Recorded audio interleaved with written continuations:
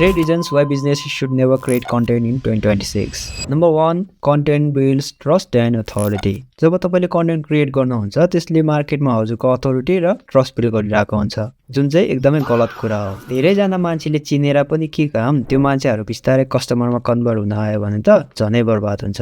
बरु यसको सट्टा आफ्नो ब्रान्डको लोगो पछाडि लुकेर बस्नु नै बेस्ट अप्सन हो। Number 2, content attracts customers organically. तपाईले कन्टेन्ट क्रिएट गर्न थाल्नु भएपछि तपाईको ब्रान्ड र अडियन्सको बीचमा चाहिँ ट्रस्ट बिल्ड हुन्छ, जसबाट चाहिँ हजुरले मार्केटिङमा 1 रुपैयाँ खर्च नगरिकन कस्टमर अक्वायर गर्न सक्नुहुन्छ, जुन चाहिँ एकदमै हुँदै नहुने कुरा हो। फ्रीमा आएको कस्टमरको के काम? जब हजारौं रुपैयाँ मार्केटिङमा खर्च गरेर कस्टमर अक्वायर गर्नुहुन्छ, त्यो पो रियल डिल हो त, हैन र? Number 3, content supports the customer journey. जब तपाईले कन्टेन्टको थ्रु आफ्नो अडियन्सलाई एजुकेट गर्नुहुन्छ, त्यो अडियन्स चाहिँ बिस्तारै अननोन इन्डिभिजुअलबाट पेड कस्टमरमा कन्भर्ट भइरहेको हुन्छ, जुन कुरा हुनै दिनु हुँदैन। किनभने हजुरको बिजनेसमा धेरै कस्टमरहरू आयो भने त्यसबाट धेरै सेल्स हुन्छ र धेरै सेल्स भएपछि रेभेन्यू पनि इन्क्रिज हुन्छ। तर हजुरलाई यो सबै कुरा चाहिएकै छैन। हजुरलाई त जस्ट मार्केटमा सर्भाइभ मात्र गर्न सके पुगिरहेको नै छ, किनभने मनी कान्ट बाइ ह्याप्पिनेस, हैन र?